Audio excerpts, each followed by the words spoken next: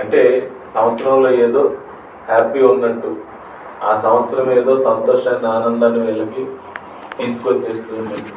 మనం 1000 సార్లు happy happy happy new year అన్నంత మాత్రాన 2025లో ఏముండదు అని అంటే సంతోషం ఉండదు. ఎందుకనంటే అది ఒట్టితే, అది కేవలం ఏంటి అనంటే ఒక పాత్ర లాంటి. దేవుడు మనకు బహుమానంగా ఇస్తున్నాడు, అందులో నింపాల్సిన పని ఎవరిది అని అంటే మనది. అంటే ఖాళీ పాత్రను దేవుడు మనకి ఇస్తున్నాడు, విలువైందే, కానీ అది ఖాళీ పాత్ర. అందులో మనం ఏం చేయాలి అని అంటే మనం మంచి విషయాలను నింపితేనే ఈ సంవత్సరం 2025 మనకేమవుతుంది అని అంటే అది దీవెనకరంగా ఆశీర్వాదకరంగా మనకి మారుతుంది. కాబట్టి ఈ యెహోషువ గ్రంథం 1వ అధ్యాయంలో నుంచి కొన్ని విషయాలు మనం నేర్చుకోవడానికి ఈరోజు రేపు ప్రయత్నం చేద్దాం. నేను చదువుతాను, మీరు నాతో కూడా జాగ్రత్తగా గమనించండి. యెహోషువ గ్రంథం 1వ అధ్యాయం 1వ వచనం నుంచి నేను చదువుతున్నాను. ఇంచుమించు 9వ వచనం వరకు నేను చదువుతాను. రేపు 10వ వచనం నుంచి 18వ వచనం వరకు రేపు ధ్యానం చేద్దాం. ఈరోజు 1వ వచనం నుంచి 9వ వచనం వరకు మనం చదువుకుందాం.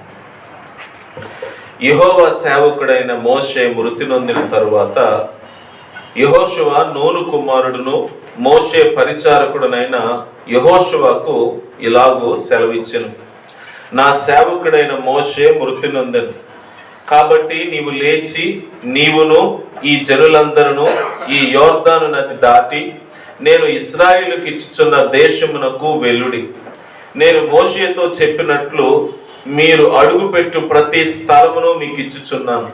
అరణ్యమును ఈ లెబానోను మొదలుకొని మహానది అయిన యూఫ్రటీసు నది వరకు, హిత్తీల దేశమంతయు పడమట మహాసముద్రము వరకు మీకు సరిహద్దు. నీవు బ్రతుకు దినములన్నింటిను ఏ మనుష్యుడును నీ ఎదుట నిలువలేకయుండును. నేను మోషేకు తోడయుండునట్లు నీకును తోడయుండును. నిన్ను విడువను, నిన్ను ఎడబాయును. నిబ్బరము కలిగి ధైర్యముగా నుండము.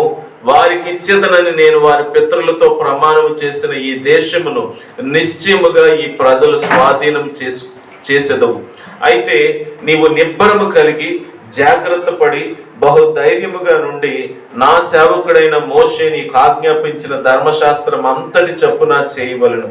నీవు నడుచు ప్రతి మార్గమును చక్కగా ప్రవర్తించినట్లు నీవు దాని నుండి కుడికి గాని ఎడమకు గాని తొలగకూడదు. ఈ ధర్మశాస్త్ర గ్రంథమును నీవు బోధింపక తప్పకూడదు. దానిలో వ్రాయబడిన వాటన్నింటి ప్రకారము చేయుటకు నీవు జాగ్రత్త పడినట్లు దివారాత్రము దానిని ధ్యానించిన ఎడల నీ మార్గమును వర్ధిల్ల చేసుకుని చక్కగా ప్రవర్తించదు. నేను నీకు ఆజ్ఞాపించి ఉన్నాను కదా, నిబ్బరము కలిగి ధైర్యముగా నుండము, దిగులు పడకము, జడియకము. నీవు నడుచు మార్గం అంతటిలో నీ దేవుడైన యెహోవా నీకు తోడైండు. దేవుడి మాటలు మన వెనుకడిలో దీవించునుగాక. ఆమేన్. మనం చదువుకున్న ఈ వాక్య భాగాలు 1వ వచనం నుంచి 9వ వచనం వరకు ఒక 4 విషయాలు ఇందులో ప్రభు మన కొరకు రాయించి పెట్టాడు. ఈ సందర్భం ఎప్పుడో జరిగింది, ఇందులో ఉన్న మనుషులు ఎప్పటి వారో, ఈ చరిత్ర ఎప్పుడో గతించిపోయింది. కానీ ఇందులో పాఠాలు ఈ రోజు కూడా మనకు అందుబాటులో ఉన్నాయి. మనం ఈ పాఠాలు ఈ రోజు కూడా ఏం చేసుకోవచ్చు అని అంటే అన్వయించుకోవచ్చు, నేర్చుకోవచ్చు. దీంట్లో నుంచి మనం మన జీవితాన్ని సరి చేసుకోవచ్చు.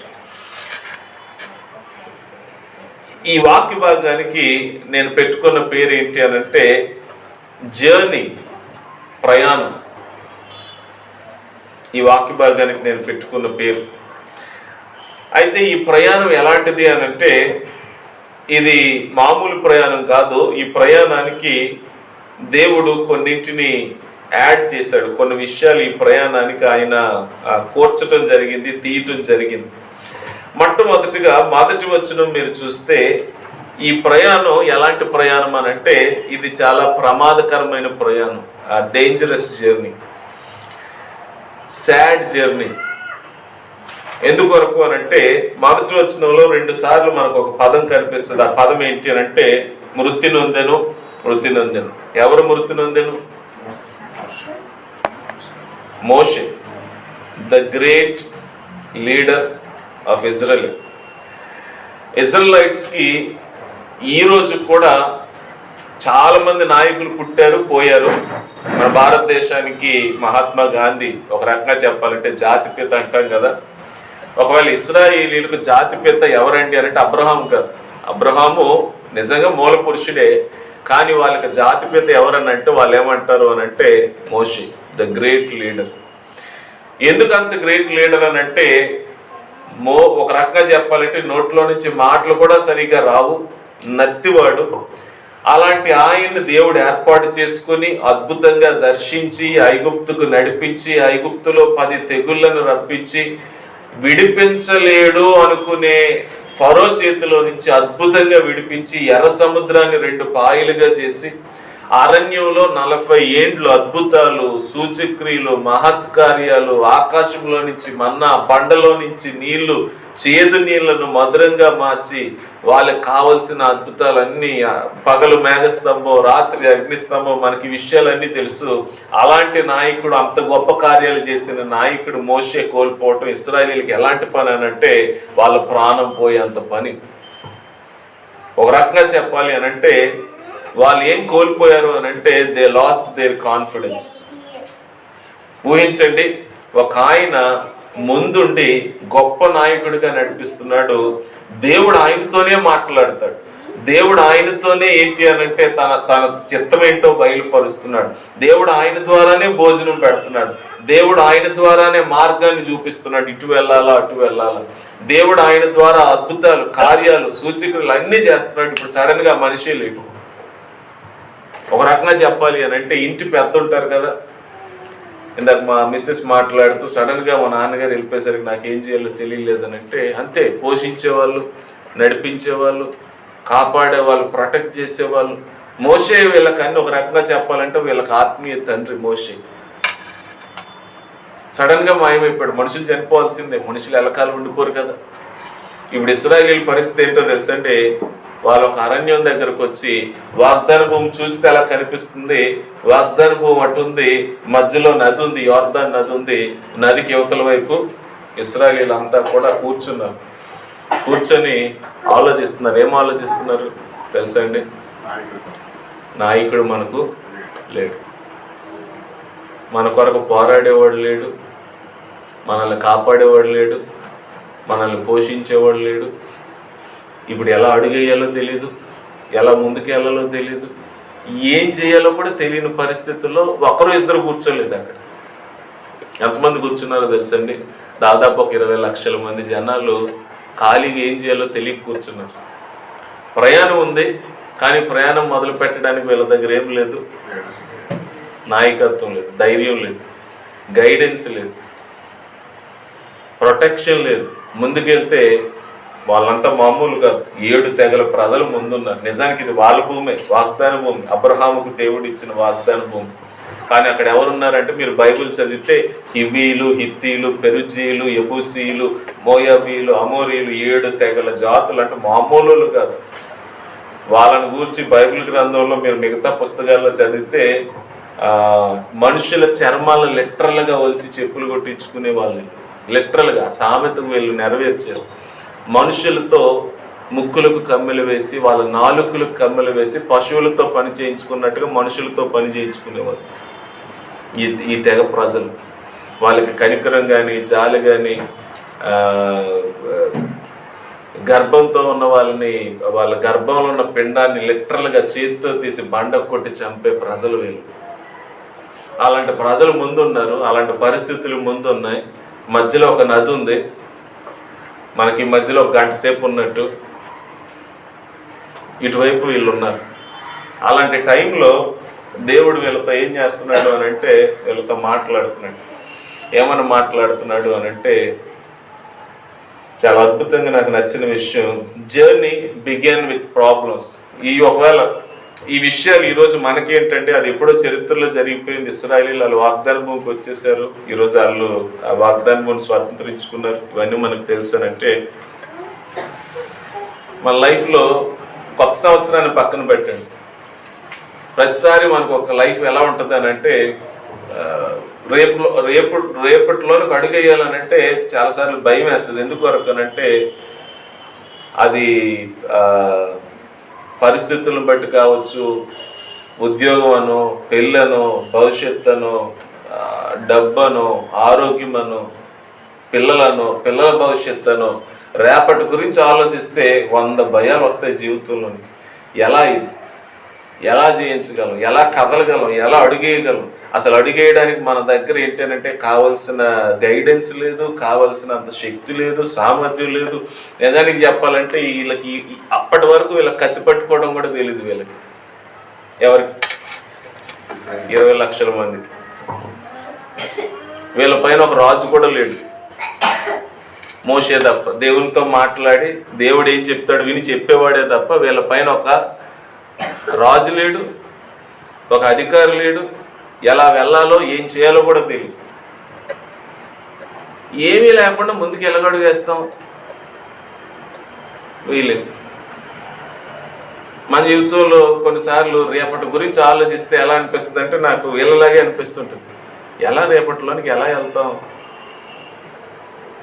ఈ నెల ఎలా గడుస్తుంది? వచ్చే నెల ఎలా బ్రతుకుతాం? ఏం తింటాం? పిల్లలు ఏంటి? వాళ్ళ భవిష్యత్తు ఏంటి? ఉద్యోగం ఏంటి? వ్యాపారం ఏంటి? సంపాదన ఏంటి? ఆత్మీయ జీవితం గురించి కూడా ఎన్నో విషయాల్లో మన జీవితంలో అనుమానాలు, భయాలు, చింతలు ఉంటే దేవుడు ఎంత గొప్పడో తెలుసండి. మన జీవితం ఇంతే, ఇంక అయిపోయింది, ముందు మనం ఇంక ఇది దాటి రేపటిలోనికి అడుగు పెట్టలేము అన్నప్పుడే ఆయన జోక్యం చేసుకుంటాడు. ఆయన ఎలా జోక్యం చేసుకున్నాడు అని అంటే పరిస్థితులు, జర్నీ విత్ ప్రాబ్లమ్స్. బట్ ఇక్కడ ఏంటి అని అంటే జర్నీ విత్ ప్రామిస్. ప్రాబ్లమ్స్తో ఉన్న జర్నీలో ఒక ఆయన ప్రామిస్తో వచ్చాడు. ఆయన ప్రామిస్ ఏంటో తెలుసండి, 2వ వచనం. దేవుడు యెహోషువతో ఇలా మాట్లాడుతున్నాడు. కాబట్టి అన్నాడు. కాబట్టి అంటే సమస్యలు ఉన్నాయి కాబట్టి, ఎవరు లేరు కాబట్టి, గైడెన్స్ లేదు కాబట్టి, ఇప్పుడు మీకు దిక్కు లేదు కాబట్టి, మీరంతా ఇలా ఉన్నారు కాబట్టి నేను జోక్యం చేసుకున్నాను. కాబట్టి అంటే ఎందును బట్టి అంటే మీకేం లేదు. ఇప్పుడు నాకు తెలుసు. ఒక రకంగా చెప్పాలి అని అంటే తండ్రి లేని ఒక పిల్లల్లాగా, అనాథ పిల్లల్లాగా, ఒక భార్యలాగా ఒక మూల కూర్చుంటే ప్రభు వాళ్ళ దగ్గరకు వచ్చి, యెహోషువ కాబట్టి నువ్వు లేచి నీవును ఈ జనులందరూ ఈ యోర్దాను నది దాటి నేను ఇశ్రాయేలుకి ఇచ్చుచున్న దేశమునకు వెళ్ళుడి అన్నాడు. ఇదేంటండి, మేము ఎలా వెళ్ళాలి ఆలోచిస్తూ ఉంటే అక్కడికి వెళ్తే ఏం జరుగుతుందా, ఏంటా పరిస్థితులు ఏంటి మాకు తెలియక మేము భయపడుతూ ఉన్నామని అంటే వెళ్ళమంటాడు ఏంటి? లేచి వెళ్ళిపోమని అంటున్నాడు.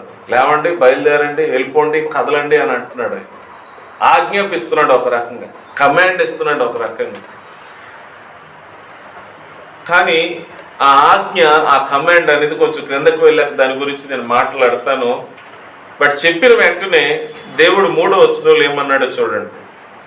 అక్కడతో ఆపేసి ఉంటే నేను అనుకుంటాను యెహోషువ గాని ఇశ్రాయేలు గాని ఒక అడుగు కూడా ముందుకి వేసేవాళ్ళు కాదు.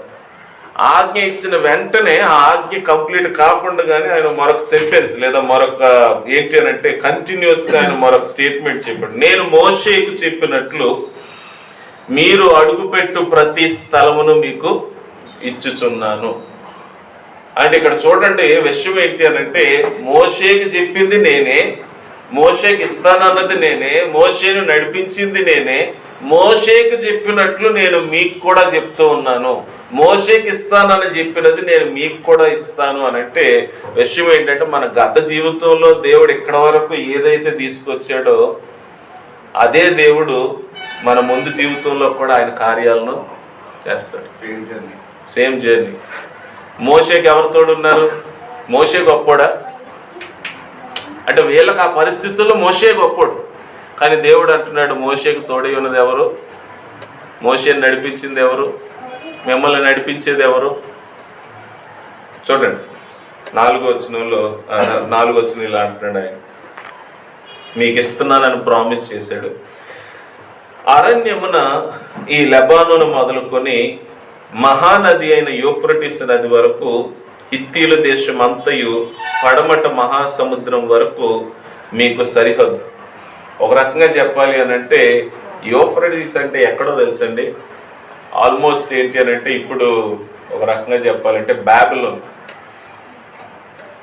మన ప్రజెంట్ ఒకవేళ చెప్పాలంటే ఈ కజకిస్తాన్ ఉంది చూసారా, అక్కడి నుంచి ఇజ్రాయేల్ వరకు ఈ 2 బోర్డర్స్ మధ్యలో ఉన్న ల్యాండ్ అంతా మీదే. నేను మీకు ఇచ్చాను, మీ పితరులకు ఇచ్చాను, అదే మీకు సరిహద్దు.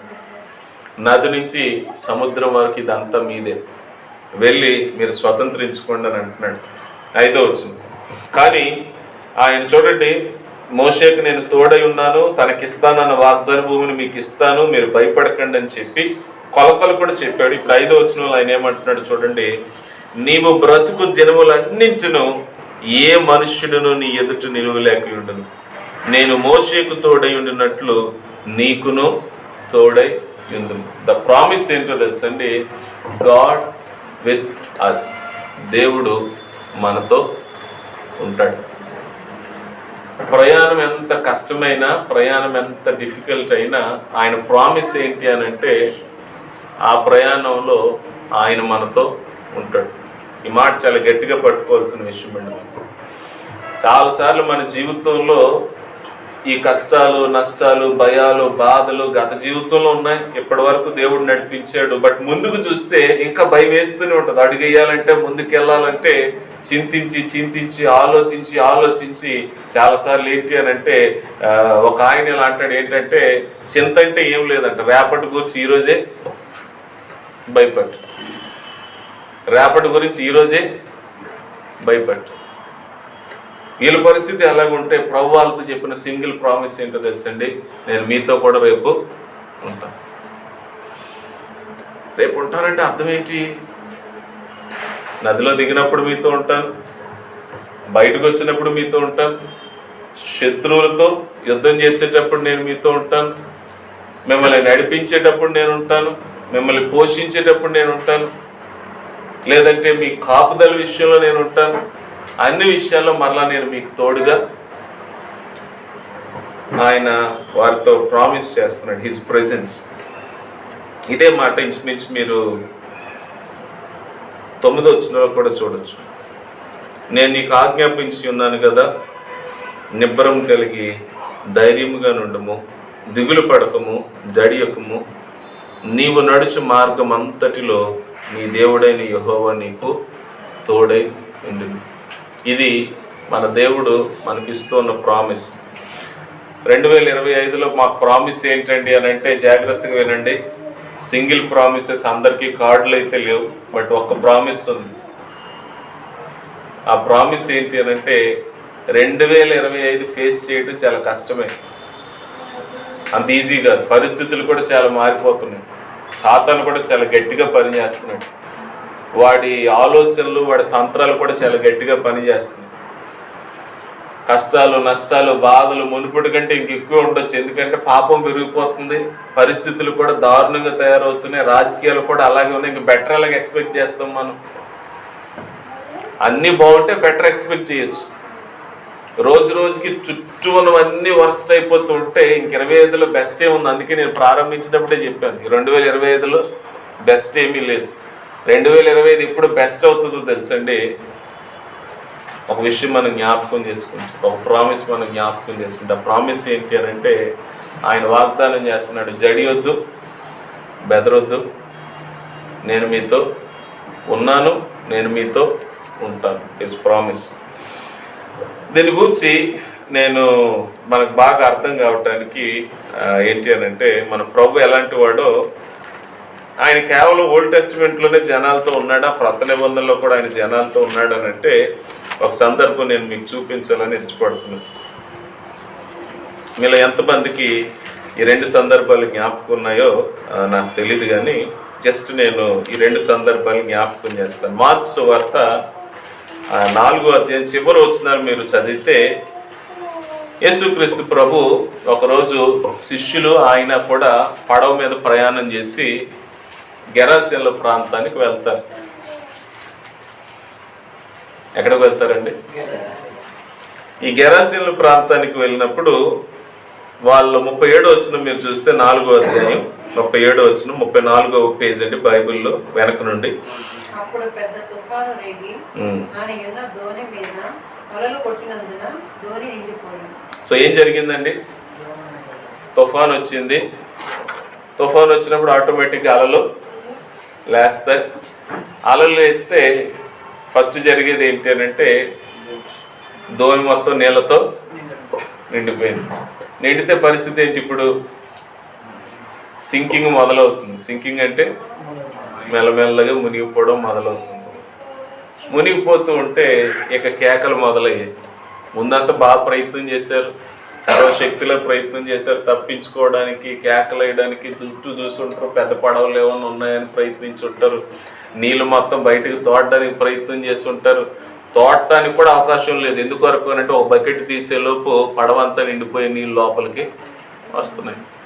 చివరికి వీళ్ళు ఎవరి వైపు చూశారు అని అంటే ప్రభు వైపు చూశారు. ఆయన దోణి అమరమున తలగడ మీద తలవాల్చుకుని నిద్ర. అంటే ఈ దోణిలకి ఈ ఫస్ట్ కనిపించేది ఒకటి ఉంటుంది, కనిపించకుండా లగేజ్ పెట్టుకునే ఒక చోటు లోపల ఉంటుంది. ఆయన లోపల ఏం చేస్తున్నాడు అంటే నిద్రపోతున్నాడు. ఇంట్రెస్టింగ్ ఏంటి అంటే తుఫాన్లో నిద్రపోవడం ఏంటి?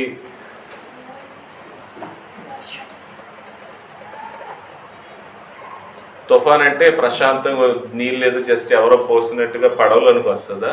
పడవ ఎలా కదులుతుంది?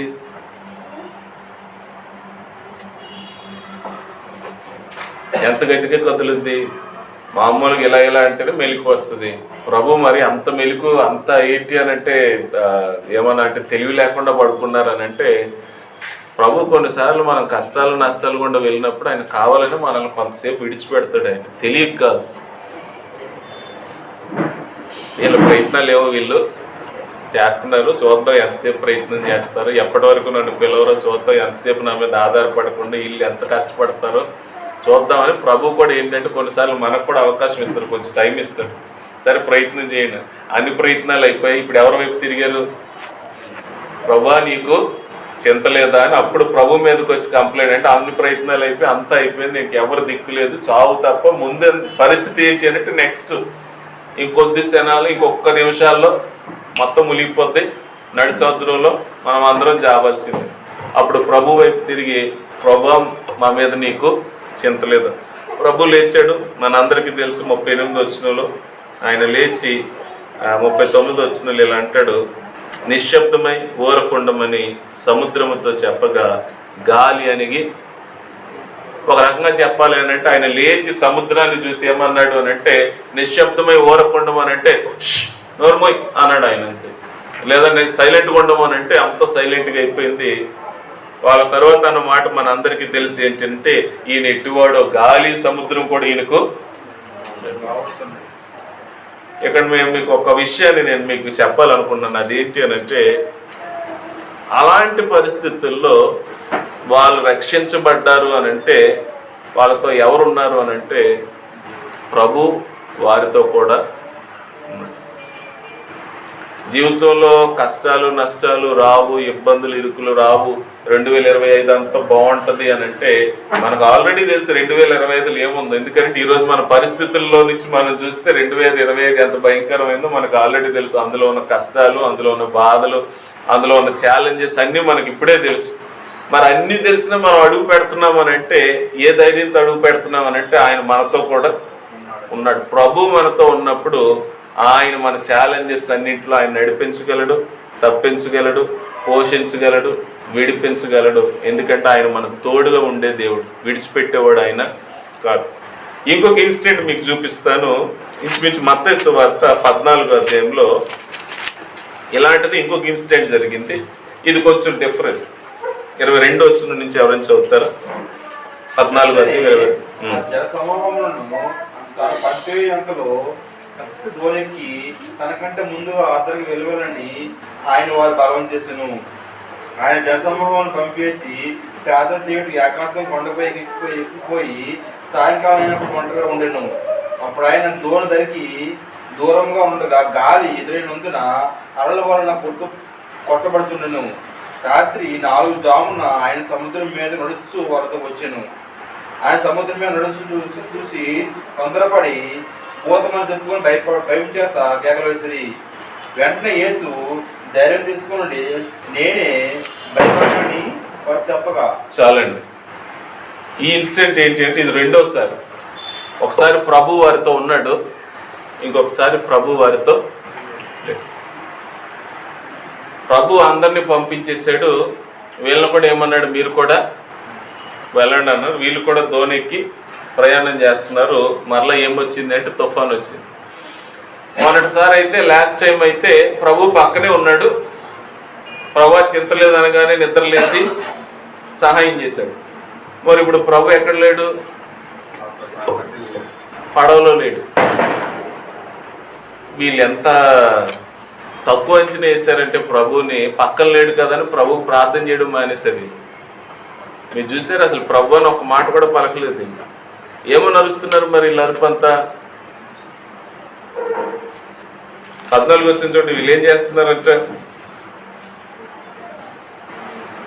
24 అప్పటికి దరికి దూరంగా ఉన్నందున గాలి ఎదురైనందున అలల వలన కొట్టబడుచుండెను. రాత్రి 4వ జామున వీళ్ళు ఏం చేస్తున్నారు ఇక్కడ? మీరు 25 వచనంలో కూడా మీరు చూస్తే సింగిల్గా కనీసం ప్రార్థన చేస్తున్నట్టు కానీ, ప్రభు అన్నట్టు కానీ, కేకలు వేసినట్టు కానీ మనకి ఇక్కడ ఏం కనిపించదు. నేను అనుకుంటాను, ఒకవేళ నిజంగా ప్రార్థన చేస్తుంటే, నిజంగా వారి కేకలు వేస్తుంటే ఇక్కడ ఒకవేళ దేవుడు రాయించుండేవాడు. మరి ఏం చేస్తుండొచ్చు?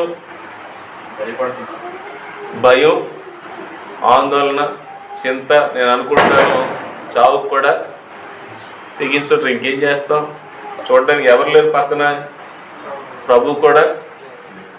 కానీ నాకు అర్థం కాని విషయం ఏంటి, వీళ్ళు ప్రభుని ఎంత తక్కువ అంచనా వేసారని అంటే, పక్కన ఉంటేనే ప్రభు మనతో ఉన్నట్టు, పక్కన లేకపోతే ఆయన మనతో లేనట్టు. వాళ్ళు కూడా ఇశ్రాయేలీయులు అలాగే అనుకున్నారు. మోషే ఉంటేనే ప్రభు మనకు తోడై ఉన్నట్టు, మోషే లేకపోతే ప్రభు మనకు తోడే ఉన్నట్టు కాదనుకున్నారు. మనం కూడా దేవుడు ఏదో ఒక మనకు చిన్న ఆధారం ఇస్తాడు. ఆ ఆధారం ద్వారానే దేవుడు మనకు సహాయం చేస్తాడు. కనిపించే ఆధారం, మనం పట్టుకునే ఆధారం. అది లేకపోతే ఇంక మనకు ప్రభు ఏం చేయడు. అది ఉద్యోగం కావచ్చు, అది వ్యాపారం కావచ్చు, అది ఇంకోటి కావచ్చు, కనిపిస్తూ ఉంటుంది. పట్టుకోగలిగేది, ముట్టుకోగలిగేది ప్రభు మన జీవితంలో కొన్నిసార్లు ఆదుకోవడానికి ఇస్తాడు. అది లేదనుకోండి, మనం ఎలా అయిపోతాం అంటే కొన్నిసార్లు ఇక ఇది లేకపోతే హోప్స్ వదిలేస్తాం. ఇంకెలా అయిపోతాం అని అంటే, సరే ఏదైతే అదే, నాస్తికులు అయిపోతుంది. వీళ్ళు కూడా ఒక రకంగా చెప్పాలి అని అంటే, ప్రభు పేరు తలచలేదు, ఏం తలచలేదు, కానీ ప్రభు ఎంత గొప్పడో తెలుసండి. 27 వచనంలో మీరు చూస్తే, 26 వచనం, ఆయన సముద్రం మీద నడుచుట శిష్యులు చూచి తొందరపడి ప్రభువుని ఏమని పిలుస్తున్నారంట? భూతమని పిలుస్తున్నారు. 27 వచనంలో నాకు నచ్చిన మాట, చాలా అద్భుతమైన మాట, ధైర్యం తెచ్చుకొనుడి, నేనే భయపడను. ఈ మాట యెహోషువతో చెప్పిన మాట. ధైర్యం తెచ్చుకో, నడుం కట్టుకో, భయపడొద్దు, జడివద్దు, నేను నీకు తోడుగా ఉన్నానని యెహోషువతో చెప్పినట్టుగా ఇప్పుడు మరలా ఆయన శిష్యులతో చెప్తున్నాడు. ధైర్యం తెచ్చుకోండి, భయపడొద్దు, నేనే. ఆ రోజు యెహోషువతో ఇశ్రాయేలీయులతో చెప్పిన ఆయన, శిష్యులతో చెప్పిన ఆయన, ఈరోజు మనతో కూడా అదే మాట యాజ్ ఇట్ ఈజ్గా ఆయన చెప్తున్నాడు. రేపటి గూర్చి కొత్త సంవత్సరం కావచ్చు, కొత్త నెల కావచ్చు, ముందున్న రోజుల్లోని కావచ్చు, పరిస్థితులు ఎలా ఉన్నా, మన ముందు ఎలాంటి ఛాలెంజెస్ ఉన్నా కూడా ఏ ధైర్యంతో సంవత్సరంలోనికి వెళ్ళిపోబోతున్నామండి అని అంటే, సంవత్సరంలో మంచితనం ఏముందని నేను అనుకోను, పరిస్థితుల్లో మంచితనం ఉందని నేను అనుకోను, మనుషుల్లో కూడా మంచితనం ఉందని నేను అనుకోను. ఎవరిని చూసి కొత్త సంవత్సరంలోనికి అడుగు పెట్టలేము మనం. ఏది ధైర్యం కాదు. బైబిల్ ఉంటుంది కదా, గుర్రాలను బట్టి, రథాలను బట్టి, మనుషులను బట్టి, పరిస్థితులను బట్టి మనం అతిశయించకూడదు. మన అతిశయం ఏంటి అని అంటే, మనకున్న ఒకే ఒక దిక్కు, మనకు తోడై ఉన్న మన ప్రభు. యెహోషువతో ఆయన చెప్పాడు, నేను నీకు తోడై ఉంటాను, నేను నీతో కూడా ఉంటాను, నేను నీతో కూడా నడుస్తాను, నేను నీతో కూడా పోరాడతాను, నేను పోషిస్తాను, నేను నడిపిస్తాను. నది దాటారు, నది దాటి అవతలకు అడుగు పెట్టారు. అవతలకు అడుగు పెట్టిన వెంటనే దేవుడు వారితో తోడై ఉన్నాడంటే అర్థం ఏం కాదు అని అంటే, ఏం జరగకుండా అంత సాఫీగా జరిగిపోయిందని కాదు. ఏం జరిగిందనంటే, అక్కడ 7 తెగల పేర్లు రాయబడ్డాయి. అమోరీయులు, పెరిజ్జీయులు, కానానీయులు, హిత్తీయులు, గిర్గాషీయులు, హివ్వీయులు, యెబూసీయులు అనువారు మీతో యుద్ధము చేయగా నేను వారిని మీ చేతికి అప్పగించింది. మరియు నేను మీకు ముందుగా కందిరీగలను పంపితిని. నీ ఖడ్గము కాదు, నీ విల్లు కాదు, కానీ అవే అమోరీయుల రాజులను నీ అద్దరి తోలివేశాను. మీరు సేద్యము చేయని దేశమును, మీరు కట్టని పట్టణములను మీకు ఇచ్చి ఉన్నాను. మీరు వాటిలో నివసించుచున్నారు. మీరు వారు నాటిన ద్రాక్ష తోటల పండ్లను, ఒలీవ తోటల పండ్లను తినుచున్నారు. సో దేవుడు తోడై ఉంటే ఎలా ఉంటుంది అని అంటే, ఒక ఎగ్జాంపుల్ ఈ పుస్తకం అండి. పుస్తకం ఆరంభంలో భయం, పుస్తకం ముగింపులో ఏంటి అని అంటే విజయం. మధ్యలో అంతా కూడా ఏంటో తెలుసు, ఆయన ప్రామిస్ చేశాడు. ఏమని ప్రామిస్ చేశాడు అని అంటే, నేను ఈ దేశాన్ని మీకు అప్పగిస్తాను, నేను మీతో కూడా ఉంటాను, యెహోషువ నీతో ఉంటాను, ఇశ్రాయేలీయులతో కూడా నేను ఉంటాను, ధైర్యంగా వెళ్ళండి, ఏం పర్వాలేదు. మొత్తం ముందు శత్రువులు ఉన్నారు, లేరని మాత్రం అనుకోవద్దు. పరిస్థితులు బాగలేవు, మనుషులు బాగలేరు, స్థితిగతులు బాగలేవు, ముందు శత్రువులు ఉన్నారు, ముందు తెలుసు. కానీ వాటిపైన విజయం కావాలి అని అంటే మనకు ఒక ఆయన తోడు ఖచ్చితంగా. ఆయన లేకుండా మనం వెళ్ళలేం. శిష్యులతో కూడా ఆయన ఉన్నాడు. దూరంగా ఉన్నా కూడా ఆయన అవసరమైతే సముద్రం మీద నడిచి, అది అద్భుతం కదండి. పక్కన ఉన్నాడంటే పోనీ ఆపాడంటే పోనీ అనుకుందాం, ఎక్కడో కొండ మీద ఆయన ప్రార్థన చేసుకుంటున్నాడు, వీళ్ళేమో ఎక్కడో సముద్రం మధ్యలో వీళ్ళు చావు బ్రతుకుల్లో ఉన్నారు. ఆయన సముద్రం మీద నుంచి నడుచుకుంటూ వచ్చి వీళ్ళని ఏంటి అని అంటే ఆ ప్రమాదం నుంచి తప్పించడం అనేది, అంటే అవసరమైతే ఆయన ఏ అద్భుతమైన చేస్తాడు. ఆయన నీళ్ళ మీద నడవటం ఏంటి, ఆయన ఏ అద్భుతమైన చేస్తాడు. కానీ ఆయన వాగ్దానాన్ని మాత్రం ఆయన ఏం చేయడు, తప్పడు. అప్పుడు మాట తప్పని దేవుడు. తోడు ఉంటాను అన్నాడంటే తోడు ఉండే తీరుతాడు.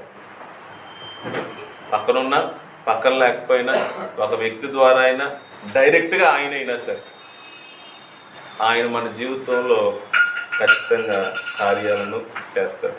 ఇది రెండో విషయం అండి.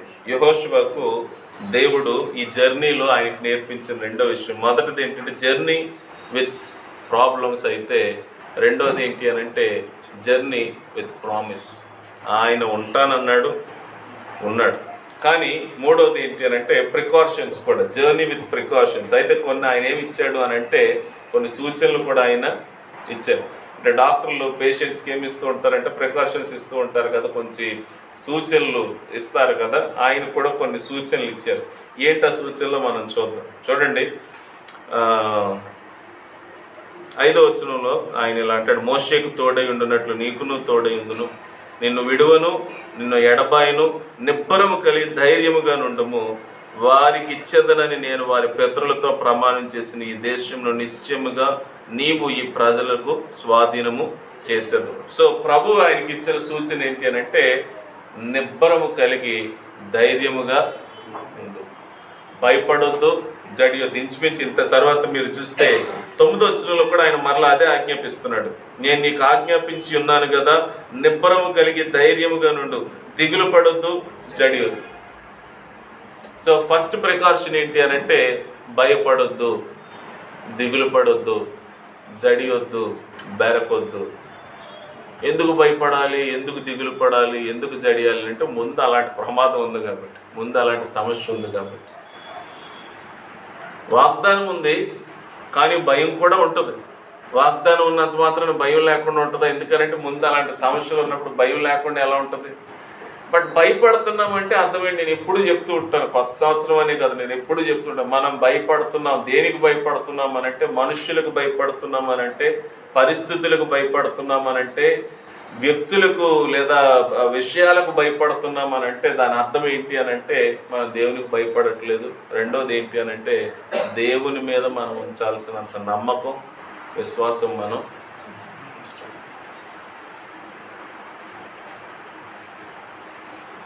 ఆ దేవునికి నచ్చదు.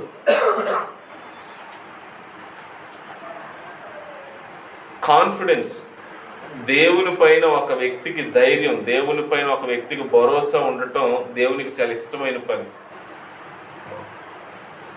దేవుని మీద ఒక వ్యక్తికి భరోసా లేదు అని అంటే అది దేవునికి చాలా నచ్చని విషయం, దేవునికి చాలా అవమానకరమైన విషయం. ఎన్నో అద్భుతాలు అప్పటికే మోషే ద్వారా దేవుడు వీళ్ళ జీవితంలో చేయించాడు. ఆ అద్భుతాలు, ఆ కార్యాలన్నీ చూసి కూడా ఈ వ్యక్తి ఏం చేయలేకపోతున్నాడు అని అంటే దేవుని మీద నమ్మకం, విశ్వాసం ఉంచలేకపోతున్నాడు. కారణం ఏంటంటే సమస్యలు కొన్నిసార్లు మన జీవితంలో చాలా పెద్దవి. ఇప్పటికి దేవుడు చాలా చేసి ఉండొచ్చు, చేశాడు కాబట్టి ధైర్యంగా ఉంటాం, విశ్వాసం ఉంటాం అనుకోవడానికి లేదు. ఎందువరకు అంటే సమస్య పెరిగే కొద్దీ, సమస్య స్థాయి పెరిగే కొద్దీ మన జీవితంలో ఏం చోటు చేసుకుంటుంది అని అంటే భయం, చింత, ఆందోళన, పిరికితనం, బిడియం జోక్ చేసుకుంటుంది. అలాంటప్పుడు మనం దేవుని వైపు చూడకుండా మన పరిస్థితుల్లో చూసుకుంటూ ఉంటే మొదటిది మనం దేవుడిని అవమానిస్తున్నట్టు, రెండోది మనం చేసే పని ఏంటో తెలుసండి, మన జీవితంలో మనం అపజయానికి మనల్ని మనమే, సాతానుకి మనల్ని మనమే అప్పగించుకున్నాం. నూతన నిబంధనలో మాట ఉందండి, నేను రాసుకున్నాను ఎక్కడో, లూకా సువార్త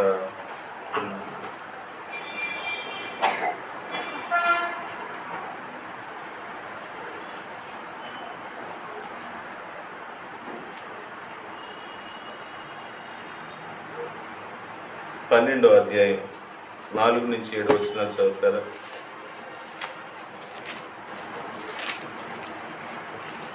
ధ్యానం చేసిన తర్వాత మరి ఏమి చేయలేరని వారికి భయపడకుడి, ఎవరికి మీరు భయపడవలను మీకు తెలియజేయదును. చంపిన తర్వాత నరకంలో పడద్రోయు శక్తి గల వానికి భయపడుడి, ఆయనకి భయపడమని చెప్తున్నాను. 5 పిచ్చుకలు 2 కాసులు అమ్మను కదా, అయినను వాటిలో ఒకటైన దేవుని ఎదుట మొరబడదు. మీ తల వెంట్రుక 2 ఎక్కిపోయి ఉన్నవి, భయపడకుడి, మీరు అనేక పిచ్చుకల శిష్యులు కారా. సో దేవుడు అంటున్నాడు 4వ వచనంలో, నా స్నేహితులైన మీతో చెప్పినదేమనగా, దేహమును చంపిన తర్వాత మరేమీ చేయనేరని వారికి భయపడు. సరే అండి, కష్టాలు వచ్చేయండి, బాధలు వచ్చేయండి, మనుషులే అనుకోండి, శత్రువులు అనుకోండి, మ్యాక్సిమం ఏమవుతుంది?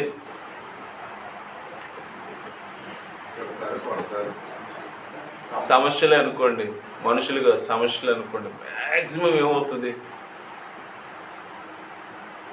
కష్టాలు ఎక్కువైపోయి, బాధలు ఎక్కువైపోయి, శత్రువులు ఎక్కువ, అన్నీ ఎక్కువైపోయి, జీవితం వాస్ట్. అంటే ఇంకంతకన్నా ఊహించకుండా జరిగేది ఏముంది అంటే, ఇంకంతకన్నా ఇంకేం లేదు. అది జరిగేదంటే ఏం జరుగుద్ది? అల్టిమేట్గా ఏం జరుగుద్ది? రాస్తాం. సింపుల్గా చెప్పాలంటే చావు కంటే వరస్ట్ ఇంకేముంది చెప్పండి మనిషికి? అంతే కదండి. అల్టిమేట్గా మనం చచ్చిపోవటం కాదు నేను చెప్పేది, పరిస్థితులను బట్టి భయంకరమైన కష్టాలు వచ్చేసే, అప్పులు వచ్చేసే, బాధలు వచ్చేసే, అనారోగ్యాలు వచ్చి, ఏదేదో శత్రువులు పెట్టి ఇప్పుడు అన్నీ అయిపోయాయి అనుకోండి, వర్స్ట్ జరిగేది ఏం జరుగుద్ది? చావు. ప్రభు సింపుల్గా ఏమంటున్నాడు తెలుసండి, మీ దేహమును చంపే వారికి భయపడదు, చంపిన తర్వాత మరి ఏమీ చేయలేరని వారికి. సరే, చావు వచ్చిన తర్వాత, ఈ పరిస్థితులు చావు తర్వాత మనల్ని ఏమైనా చేయగలవా? చచ్చిపోయామండి. చచ్చిపోయిన తర్వాత ఈ వ్యక్తులు కానీ, ఈ పరిస్థితులు కానీ, ఈ బాధలు కానీ, ఈ కష్టాలు కానీ, అనారోగ్యం కానీ, క్యాన్సర్ ఎప్పటి వరకు తెలుసండి? చచ్చే వరకే. చచ్చిన తర్వాత క్యాన్సర్ ఇంకేం చేస్తుంది? ఇవన్నీ కూడా మనిషిని ఎక్కడి వరకు తీసుకెళ్ళగలమంటే మ్యాక్సిమం చావు వరకు తీసుకెళ్ళగలం. చావు తర్వాత వీటికి ఏం లేదంటే మన మీద అధికారం లేదు, శక్తి లేదు. ఇప్పుడు ఏమంటున్నాడో తెలుసండి ఈయన, 5వ వచనం చూడండి, ఎవనికి మీరు భయపడవలనో మీకు తెలియజేయదును, చంపిన తరువాత నరకములో పడద్రయ్యే శక్తి గలవానికి భయపడు, ఆయనకే భయపడుడని మీతో. చచ్చిన తరువాత కూడా ఒక ఆయనకి మనిషి మీద అధికారం ఉంది, మన ప్రాణం మీద అధికారం ఉంది, మన నిత్యత్వం మీద అధికారం ఉంది. భయపడితే గీపడితే ఆయనకే భయపడాలి, ఇంకెవడకు భయపడడానికి లేదు, ఇంక దేనికి భయపడడానికి లేదు. మహా అయితే చంపగలవంతే, అక్కడ వరకు తీసుకెళ్ళగలవంతే, ఆ డోర్ వరకు తీసుకెళ్ళగలవంతే. అది దాటిన తర్వాత వీటికి ఏది కూడా మన మీద అధికారం లేదు. అధికారం ఎవరికి ఉంది అని అంటే, ఆ దేవాది దేవునికే మరణం తరువాత ప్రాణం పైన, నిత్యత్వం పైన, నిత్య జీవం పైన అధికారం. ఇప్పుడు చెప్పండి, మన జీవితంలో ఉన్న ఈ పరిస్థితుల్లో కూర్చి వీటికి భయపడాలా, నిత్యత్వం అంతా మన పైన అధికారం చేసే దేవునికి భయపడాలి? రీజన్ ఆలోచించండి. ఒకవేళ తోక వేసుకోండి, మీరు భయపడితే గీపడితే ఎవరికి భయపడాలి? ఆయన. అయినా కానీ ఆయన ఇక్కడ ఒక ప్రామిస్ ఇస్తున్నాడు. ఆ ప్రామిస్ ఏంటో తెలుసా? 6వ వచనం, 5 పిచ్చుకలు 2 కాసులకు అమ్మబడును కదా. అంటే ఆ రోజుల్లో 5 పిచ్చుకలు 2 కాసులకు అమ్ముతారంట. ఆయనను వాటిలో ఒకటైనను దేవుని ఎదుట అంటే 5 పిచ్చుకలు 2 కాసులు ఇస్తే వచ్చేస్తున్నాయి కదా అని మీరు అనుకుంటున్నారేమో. ఆ 5 పిచ్చుకలు 2 కాసులకు మీరు కొంటున్నారని అంటే అవి దేవుడు వదిలేసాడని అనుకోవద్దు. ఆ 5 పిచ్చుకలు దేవుడు లెక్కలో ఉన్నాయి.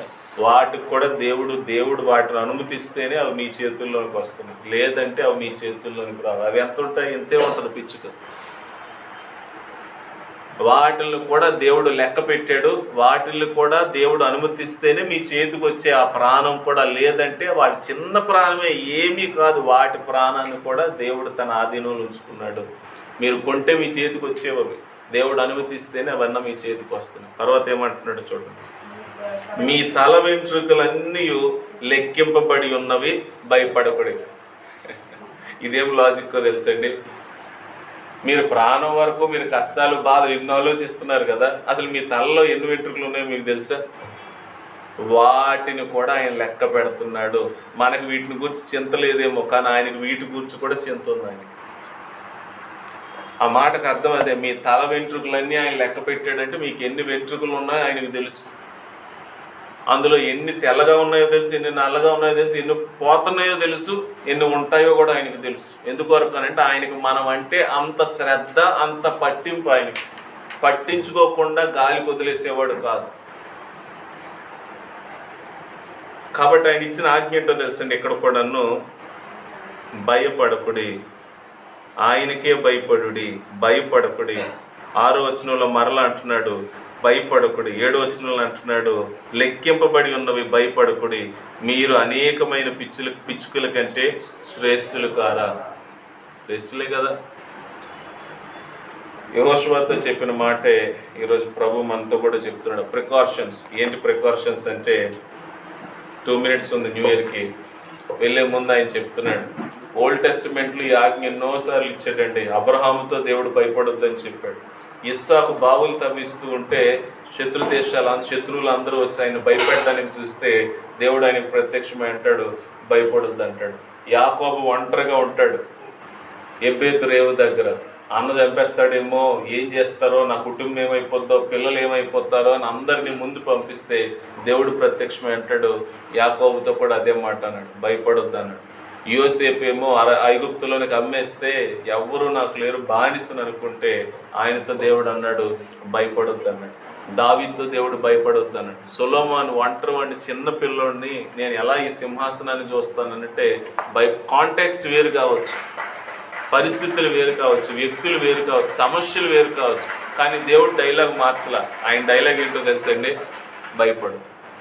ఆఖరి గొర్రెలు కాసుకుంటున్నారు కొంతమంది. యేసుక్రీస్తు ప్రభు పుట్టినప్పుడు ఆ దేవదూత దిగొస్తే వాళ్ళు కూడా భయపడినప్పుడు మీరు భయపడు. యేసు ప్రభు ఆయన బైబిల్లో భయపడొద్దు అని ఎందుకు చెప్తూ ఉన్నాడు అని అంటే, భయపడితే ఆయనకే భయపడదు, ఇంకా దేనికి ఎవరికి భయపడాల్సిన అవసరం లేదు. ఆయన మనతో ఉన్నాడు, ఆయన మనకు కావాల్సినవన్నీ చూసుకున్నాడు. ఈ ధైర్యం, ఈ కాన్ఫిడెన్స్ మన జీవితంలో మనకి ఖచ్చితంగా ఉండాలి. మనం ఆయన పిల్లలు, ఆయనకు మాత్రమే భయపడాలి. ప్రికాషన్స్లో రెండోది ఏంటో తెలుసండి. మొదటిది భయపడొద్దు, జడియొద్దు, బెరకొద్దు, ధైర్యంగా ఉండు, నిబ్బరంగా ఉండు. ఇవన్నీ ఒక్క తాటి క్రిందకి వస్తాయి. రెండోది ఏంటి అని అంటే 8వ వచనంలో ఆయన అంటాడు, ఈ ధర్మశాస్త్ర గ్రంథమును నీవు బోధింపక తప్పిపోకూడదు. దానిలో వ్రాయబడిన వాటన్నింటి ప్రకారం నీవు జాగ్రత్త పడినట్లు దివారాత్రము దాన్ని ధ్యానించిన ఎడల నీ మార్గమును వర్ధిల్ల చేసుకొని చక్కగా ప్రవర్తించారు. సో ప్రికాషన్స్లో రెండో ప్రికాషన్ ఏంటంటే, మొదటిది దేవుని నమ్ము, భయపడద్దు. రెండోది ఏంటి అని అంటే దేవుని మాటకు లోబడు, ఒబే హిస్ కమాండ్స్. ఈ జర్నీ ఎలా సాధ్యమండి? ఈ కష్టాలు, ఈ బాధలు, ఈ నష్టాలు అన్నీ నేను జయించగలను, ఎలా జయించగలను అని అంటే దానికి ఆయన చెప్పిన సమాధానం ఏంటో తెలుసండి. మొదటిది భయపడదు, రెండోది నా మాట నేను తీసుకుని వెళ్ళను. ఒక రకంగా ఆయన ఏమంటున్నాడో తెలుసండి, ఇంకా కొంచెం ముందుకు వెళ్తే నువ్వు కుడికి కానీ ఎడమకు కానీ తిరగొద్దు అంటాడు ఆయన. 7వ వచనంలో మీరు చూస్తే, నా సేవకుడైన మోషేకి ఆజ్ఞాపించిన ధర్మశాస్త్రం అంతటి చొప్పున చేయవలను, నీవు నడుచు ప్రతి మార్గమును చక్కగా ప్రవర్తించినట్లు నీవు దాని నుండి కుడికి కానీ ఎడమకు కానీ తొలగిపో. అంటే మేక్ షూర్, ఒక విషయం జాగ్రత్తగా మీరు గమనించండి. అదేంటి అని అంటే, మన జీవితంలో ముందుకు ఎలా వెళ్తామండి అని అంటే ఆయన ఇచ్చిన ప్రికాషన్ ఏంటంటే లోబడు, విధేయత, నా మాటకు లోబడు, నేను దాటిస్తాను యోర్దాను, నేను దాటిస్తాను, నేను పోరాడతాను, నేను యుద్ధం చేస్తాను, నేను విజయాన్ని ఇస్తాను, నేను మీకు కావలసినవన్నీ చేస్తాను. మీరు చేయాల్సిన పని ఏంటి అని అంటే లోబడు. ఇది మోషేతో మాత్రం చెప్పింది కాదు, యెహోషువతో మాత్రమే చెప్పింది కాదు, మనతో కూడా ఆయన అన్నాడు. ఎక్కడన్నాడు? మత్తయి సువార్తలో ఆయన అన్నాడు 6:33, మొదట నా రాజ్యాన్ని, నా నీతిని, అప్పుడు మీకు కావలసినవన్నీ నేను మీకు. ఆయన మాట మార్చాలి, కాంటెక్స్ట్ వేరు, బట్ విషయం అదే, సింపుల్గా అదే అన్నాడు ఆయన. రాసి పెట్టుకోండి, మత్తయి సువార్త 6:33 యెహోషువతో చెప్పినట్టు ఆయన అంటున్నాడు, మొదట నా రాజ్యాన్ని, నా నీతిని వెతకండి, అప్పుడు మీకు కావలసినవన్నీ నేను మీకు ఇస్తాను.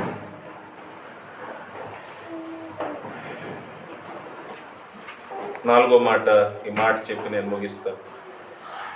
ఈ సందర్భంలో ఈ 9 వచనాల్లో మొదటిది ఏమనుకున్నాండి? Journey with problems, but journey with promise, but journey with precautions. కొన్ని ఆజ్ఞలు కూడా ఆయన మనకి ఇచ్చాడు. ఈ ప్రికాషన్స్ గురించి రేపు మనం ఇంకా మాట్లాడుకుందాం. బట్ బాగా నాకు నచ్చింది ఏంటి అని అంటే, చాలా అద్భుతమైన మాట, బట్ జర్నీ విత్ ప్రాస్పరిటీ. ఆయన వారికి ఏమన్నాడో తెలుసండి, చాలా వాగ్దానాలను కూడా ఇచ్చాడు, లేకపోతే ఒక రకంగా రిజల్ట్స్ కూడా చెప్పాడు. ఏమంటున్నాడో తెలుసండి, మీరు కొలవలేనంత దేశాన్ని ఇస్తానన్నాడు.